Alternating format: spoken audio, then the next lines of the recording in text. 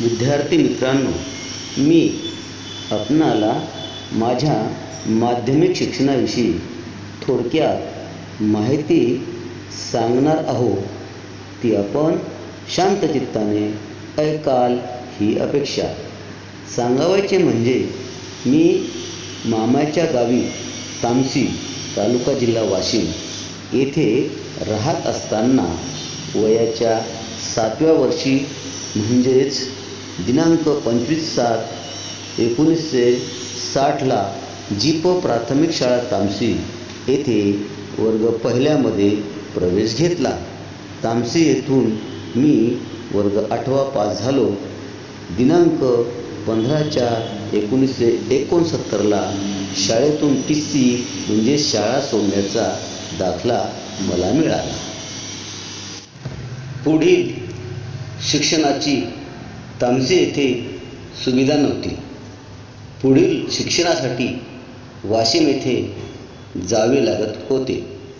तामसी ते वाशिमचे अंतर साधारणतः 4-5 किलोमीटर असेल. त्यावेळी जाण्या येण्याच्या सुविधा नव्हत्या. पैदल जावे लागत होते. पैदल जाणे शक्य नव्हते. माझ्या काही मित्रांनी सायकलने जाणे येणे करण्याचे ठरविले. मात्र माझी द्विधा परिस्थिती निर्माण झाली. काय करावे काही सुचेना. सायकल घेणे कठीण व सायकल चालवणे सुद्धा कठीण आणि असा विचार मनात घोळू लागला. परंतु एके दिवशी माझे मामा महादू सरकटे माझ्या घरी आले. येऊन बसले असताना माझ्या आईवडिलाला म्हणाले, माझा मुलगा नाथा व तुमचा मुलगा नारायण यांना आपण पुसद येथे पुढील शिक्षणासाठी पाठवूया. कारण पुसद येथील लोखित विद्यालयामध्ये मुलासाठी राहण्याकरता वसतिगृहाची सुविधा असून जेवणाची सुद्धा व्यवस्था आहे. फक्त 5 रुपये महिना भरावे लागतो.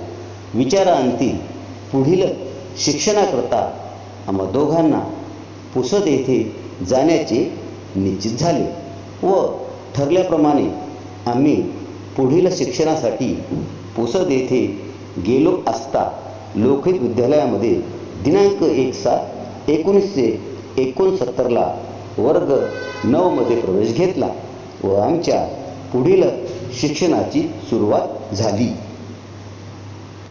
शालेय जीवनाविषयी अधिक माहिती घेण्याकरता मी प्रत्यक्ष शाळेला भेट देऊन माहिती संकलन करण्याचे ठरविले. करिता मी स्वतः व माझे जावई अभय ताडे व नातू रोहित राहुल पडघा आम्ही तिघे मोटरसायकलने पुसद येथे जाण्याचे ठरविले असता दिनांक 14/5/2023 रोज रविवारला सकाळी ठीक 7 वाजता पुसदला जाण्यास निघालो असता प्रथमतः आम्ही वाशिम डॉक्टर बाबासाहेब आंबेडकर चौक येथील डॉक्टर बाबासाहेब आंबेडकरच्या प्रतिमेला अभिवादन केले.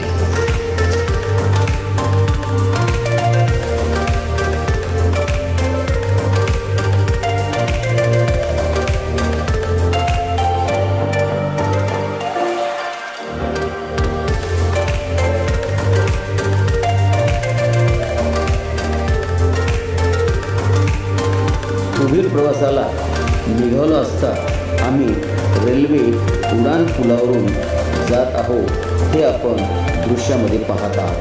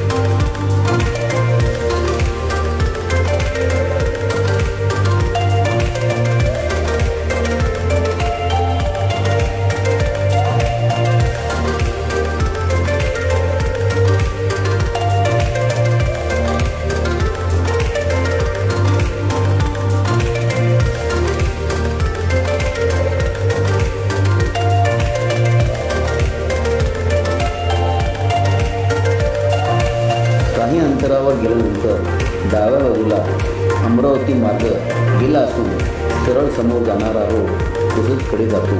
आमचा प्रवास चालूच आहे. 4-5 किलोमीटर अंतरावर गेल्यानंतर रस्त्याच्या डाव्या बाजूला पिंपळगाव डाकबंगला हे गाव आहे.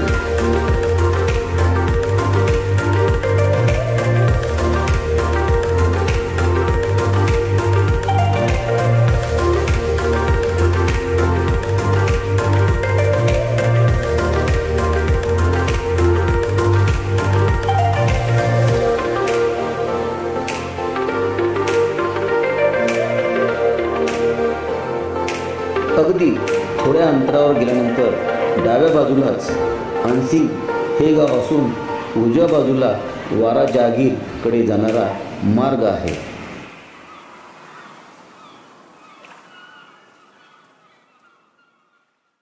अशा प्रकारे आमचा प्रवास सावकाश चालू आहे. 5 किलोमीटर अंतरावर गेल्यानंतर घाट प्रारंभ झाला. घाटातून प्रवास करणे धोक्याचे आहे. थोडे जरी दुर्लक्ष झाले तर दुर्घटना घडू शकते. परंतु आम्ही अगदी सावकाशपणे मार्गक्रमण करीत घाट पार केला असून पुढे आमचा प्रवास चालू आहे.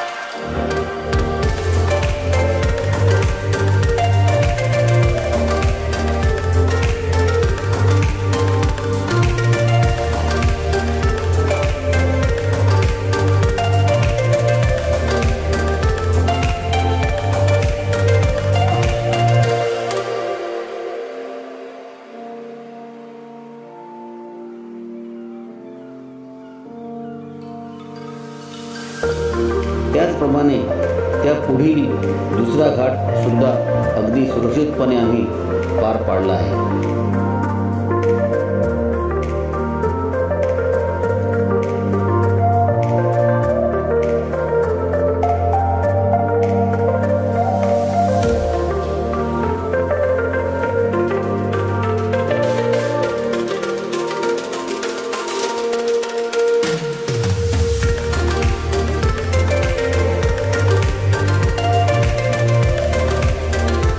काही अंतरावर गेल्यानंतर 70 माळ हे गाव आपण पाहता.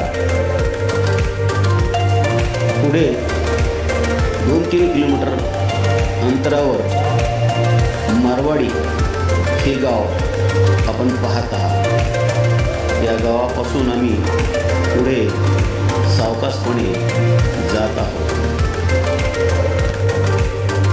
मारवाडी बुद्रुक या गावापासून साधारणतः 5 किलोमीटर अंतरावर खंडाळा हे गाव होते. तेथे आम्ही थांबलो असता चहापान केले. खंडाळा येथून उजव्या बाजूला उमरखेडकडे जाणारा मार्ग आहे व पुढे सरळ पुसदकडे जाणारा मार्ग आहे. थोडा वेळ विश्रांती घेतल्यानंतर आम्ही पुढील प्रवासाला म्हणजेच पुसदला जाण्यास निघालो.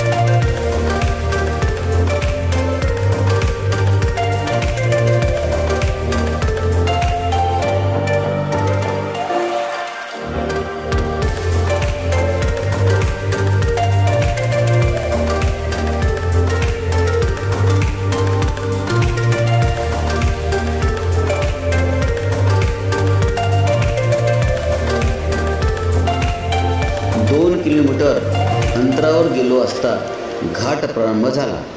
यालाच खंडाळा घाट असे म्हणतात. हा घाट जवळजवळ 4 ते 5 किलोमीटर लांबीचा आहे. घाटावरून पुढे जाताना आजूबाजूची डोंगरदरी, दाट वृक्षाच्या रांगा मनाला भुरळ पडत होते. पुढे गेल्यानंतर पुसद शहराचे विहंगमय असे दृश्य पाहायला मिळत होते.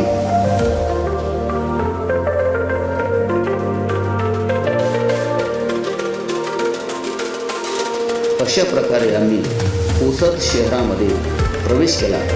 प्रथम दर्शनी शिवाजी विद्यालय आहे ते आपण दृश्यामध्ये पाहत आहात.